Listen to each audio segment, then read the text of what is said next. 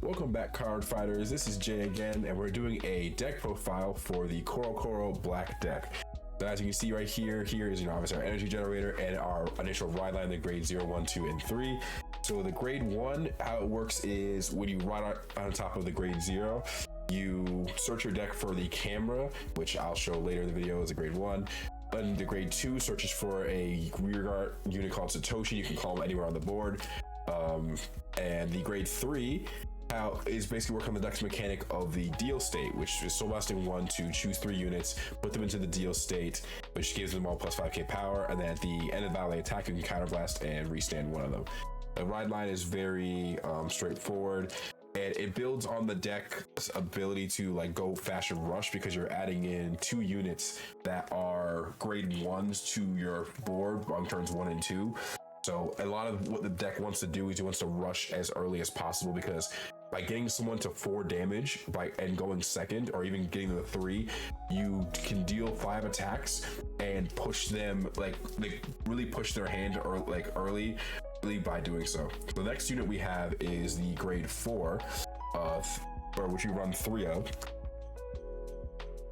in the deck, and what the grade 4 does is you counterblast 1 if your order zone or rearguard has a camera in it to put all of your units in the deal state, and they get plus 5.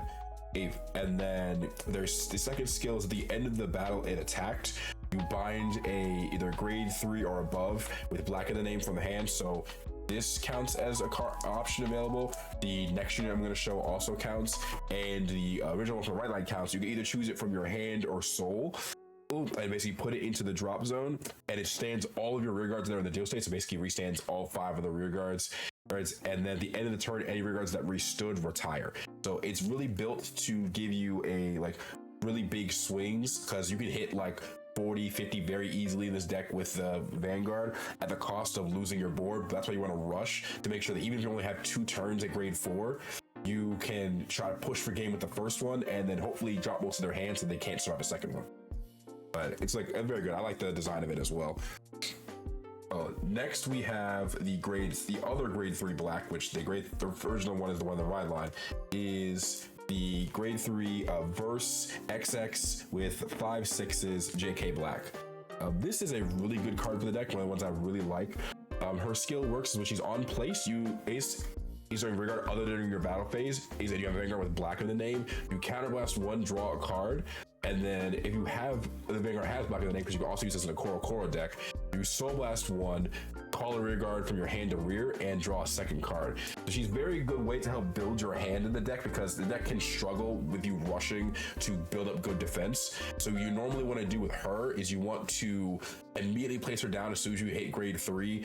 Late 3, use a soul charger to make sure you have enough soul to do that, and call the camera, which I'll explain more about that later. And to help her build the hand, so you can draw 5 cards, 5, 6 cards during that turn alone, not including drive checks, depending on how you do it. It's really, really impactful. And her second skill is that when she attacks if my Vanguard's grade 3 or greater, you get 5k until the end of turn. So it's basically really good for the restanding deck, because she adds 10k on both during the turn from her swings, and adding on the deal state, she basically is a guaranteed 23 on first swing and 33 on the second one. It's really it really helps with the power numbers of the deck alone, because you don't activate Persona in the deck because you want to get to grade 4. Next, you have 3 of the Macromastic Dragon Marstogi. Now the reason you play him is because, for one, he's a grade 4 in the deck, but he's really good at mostly at helping you build early hand and helping you make some soul charging in the deck, because his skill basically, when he's on place of regard or guardian circle, choose a grade 4 from your hand to reveal it, or if you're on grade 4, soul charge if he's placed on the rear guard and plus 10k, or 15k shielder, and then if you discard him when riding up to a grade 3, he draws you a card. So he's really good to use on turn 3 to discard, just to get an extra card to hand, which can really help you build board. Or if you see 2 of them, you can place them on rear guard, soul charge, get enough soul to use the other black skill and the camera, and it also makes sure he's a 28k on first swing and then 33 on the second swing. So he's really good for power, draw power, and defense as a 15k shielder, which this deck does need. So really good unit. I only run him as 3 of because I don't like having too many grade 3s in this deck when you want to rush, especially when you have 3 of the grade 4, but he's still a good unit because you normally see at least one of them even at 3. Next, we have some of the Koro based units that are just commons but have like really good effects. Like this one is basically the Verse XX with 5/0 Void Black, which him having black in the name will be very important later. But if you have a grade 3 grade Vanguard with black in the name and you have a Vanguard with the same name as him, he cannot be retired on card effects and is a +5. And second skill is that if you have a Vanguard with Koro in it, which the the Vanguard for this one obviously are, he gains boost. So he's really good as a 15k booster at base, and if you have the grade 4, he's a 20k booster or at on first swing, and then 25k booster on second swing. And him not being able to be retired really helps you, because if you need to build a board after your first grade 4 turn, he doesn't get retired by the deal effect state, so he's really good just to stay on the board. He gets past like Basagava's retire skill, so you're always guaranteed to have at least him to attack with if you need to get to a long game. And just having a 20k booster is always going to be really good regardless, so I just like using him. Just as a 2 of, just that way in case I see him, he can be really impactful with the rest of the units. And here's the other 2 of I run in the deck, which is Oni Leader Akane. She's a really good attacker for the deck because basically she gets like similar to the grade 3 JK Black, she gets +5k every time she swings, so obviously makes good 20k and then 30k on the restand. And her second skill is also really good. It's basically when she stands by an effect, if you have a Vanguard with black, like you can have it get an additional +5 and the end turn retires to draw. So she's really good because she helps you build your hand into after, like on your first turn on the grade 4. So I often use her as my first attacker, and then the turns after that I normally either use the Void Black you just saw, or I'll use Marstogi, or if I get another one of the grade 3s, use those. But she's really good on that first turn just to get you the extra draw, which can really help you build a hand or see a PG, especially against Bob. Just to like, she gets off the board, she draws you the card. It's really helpful for the early game hand, which you can lose a bit of. But it's only one of 2 of just because of the fact that like some other units provide more efficiency for what you want them to do, at least early game wise. And then nextly, obviously you need to have the cycler. So 3 of them, it's really just good as an early game, discard for energy, because the deck doesn't really need energy. It's, you want to go second with the deck, which I explained the reason why later. You want to go second with the deck, so you normally have the energy. You can basically just drop this to get like extra draws throughout all the early game. If you see 2 or 3 of them, your hand size is really big on your first grade 3 turn and afterwards. So just really, obviously he's a really good unit. You never really use second skill because you don't persona ride, but it's just for the defense and for the draws, which even just as that alone, it's always going to be good to have. Next, I run at least 1 Blitz order. I just use the Fluctuate Buster Barrage because it can search out both Marstogi and the Void Black. And since Void Black gets an extra 5k shield, I'll explain why later. And the Marstogi is a 15k shield. That's basically a 35k, along with this as a 35k shield on like to block an attack. I only run 1 of just because this deck oftentimes you don't want to run too much defense because you're trying to rush your opponent, but still just good to see late game if you need to get an extra shield or make sure you don't die like too early in the game. Now moving on to the grade 1s, we first are introduced the camera order for the set order for grade 1. So this is the thing it's searched out by the grade 1 of the ride line, and how it works is you Soul Blast 1 to call it as like a 10k unit, basically that has 1 crit. If you have a Vanguard with black. Basically this unit calls out this, and the reason you want to go second is because you can ride on top of ride this, then call this, put this into the order zone immediately, and then Soul Blast 1 to call it and swing. So it basically guarantees you to at least be able to have the possibility of doing 2 damage. And if you use other grade 1s you have in your hand, which I use a decent amount of them in this deck, you can really rush your opponent going second and deal like possibly 2 or 3 damage on the first turn. Like it really saves you in a lot of games, especially with how good the grade 4 is. So it's just like it's a really good a good order for the deck. I only run the 1 because you are guaranteed to be able to get it, but if you want to run 2 of them just to have the 2 possible boosters, I could see that as well. Next we have Satoshi. Now he is searched out by the grade 2, and this is the reason why. Another reason why I would go second, the real reason for this deck, I'm going to take time to explain it now, is his axe skill is that if you have a grade 3 Vanguard and your opponent's grade 3, you can basically counterblast 1 and ride into the grade 4. So basically, you ride to this, you go second, you you want to either not immediately counterblast, you want to maybe do one more skill first and then counterblast and then ride into the grade 4. And it really helps the deck speed up and gives it the kill ability by going second, because you use grade 1s, deal damage, and this gives you 5 attacks with high power to try to knock out your opponent. And its second skill is also really good because if it's in the back row center, it can't be retired by card effects, so you have no problem calling it the back row center on turn 2. And it gives all units with black in the name 5k shield, which really helps this deck because since you run 3 of this grade 4 and 4 of the grade 3 black, the JK, you need the 5k shield can really come in handy, especially when you get into certain matchups that want to rush you as well. So like, it's a really good card. You run it as a 2 because you're guaranteed to search 1, but you don't want to risk taking 1 damage and then it being damage checked. So you always run 2 just in case the first one's damage checked on turn 1. You can put that one down for turn 2. Next, we have the most important unit in the deck outside of possibly the grade 3, which is the Molecular Claws Dragon. Now, this is a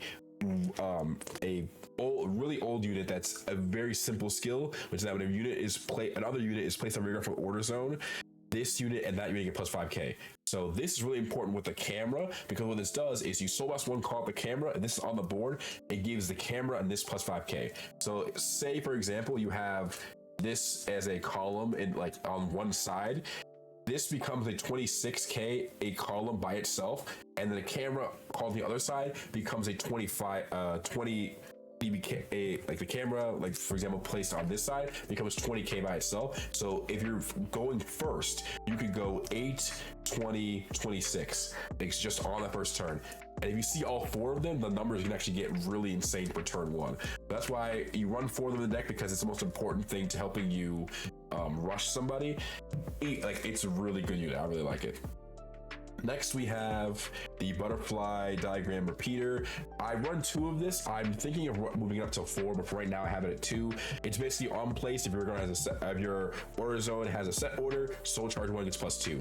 So basically simple, just as a early game Soul Charger, and it can be used late game as well to help make sure you don't run out of Soul Blast with the camera. Just nice to do. What I have in place for running more of them right now is I run 2 of the Silver Star Dragon Saferd, because the extra energy, can help if you end up going first, just to get you the energy blast 7 to draw. And the second skill gives you a way to use the energy, because if you discard the grade 4 or a grade 3 going up, because you need to use it early, you can use this to get it back.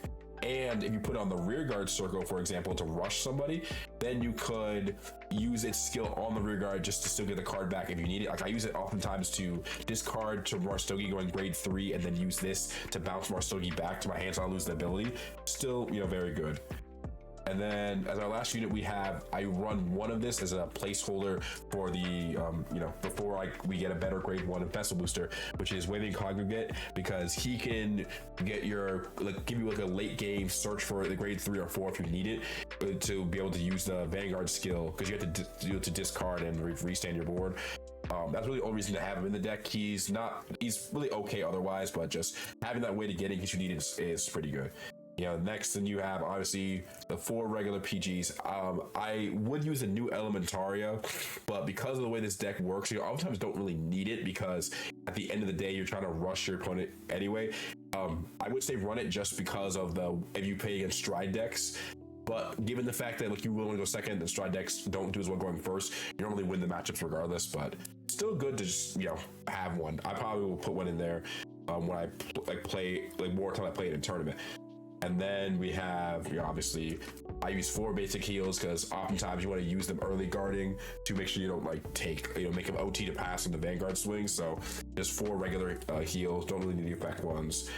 Brant OT, because obviously, 2 crit on the front row with restand after the restand, and with huge power numbers, that's basically game in most often cases. And now this is slightly less conventional. I run basically the rainbow, so 3 draws, 4 fronts, and then 4 crits. And the reason I do this is because oftentimes if you don't see the Cycler or see Marstogi, your hand can be a bit low in this deck. So I run draws just to get some extra hand if I need to get more stuff to rush with. I run crits because sometimes the extra damage can be really good to push somebody, but I also run fronts because while this deck does hit really high numbers, the defense can sometimes struggle because of the fact that the only extra shield units would be the grade 2 Void Black. So I run fronts just to make sure I have extra shield, less for the actual numbers, because the numbers aren't really too bad in themselves, but that doesn't help for that either. You probably could switch out the fronts for crits as well, but for me, the rainbows work more effectively. I will say this deck has fared me really well. Like, as you can see right here, this is the map from the sneak peeks, and like I've played in 3 tournaments of this deck so far, and my record in them was 7-1 in the Vanguard Day tournament, in which I unfortunately lost the last matchup to a Bob after beating 3 different Bobs before then. I lost to an OT in the first grade 3 swing to that last Bob. Next, second time I went to a sneak peek event where I won the mat. We went 2-1 in a smaller event, and I lost in the second to last round to a Direful Doll. Which that was a very not Direful Doll, sorry, a Bob, which is a very weird matchup because they also hit the OT going in first, but they didn't get good units going up to then, so I didn't die on that turn, but I couldn't have the hand size with the OT taking out most of my hand.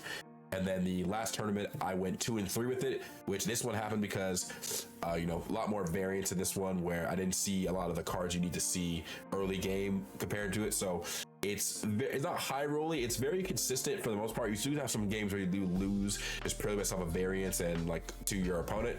But if you want a deck that gives you very consistent results because of the fact that you get to go second to see all the units, this is a great deck to pick up. If you have any like suggestions of things you would put in there, I always love to be feedback. It's one of my favorite decks, so I want to build more on it. All right, and thank you so much for watching, everybody. Please remember to like, subscribe, and comment for more video ideas and any thoughts and ideas you have about how this video went. Here is the deck log for video, so you can build it yourself. And please make sure to tune in for our next video.